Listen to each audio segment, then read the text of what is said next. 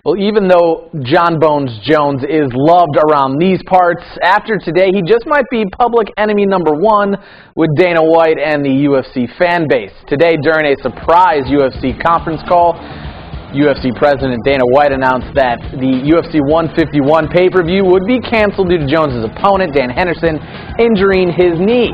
Also, according to White, Lyoto Machida was offered the fight on short notice, but he turned it down. Chael Sonnen, who's new to the 205 division, accepted the fight, but then that fight was turned down by Bones Jones himself, allegedly on the advice from his coach, Greg Jackson.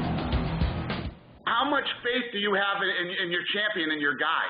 Now, I literally just bumped into Greg Jackson the other day. I'll tell you what, I'll go on the record saying, this guy is a sport killer. This guy's from another planet.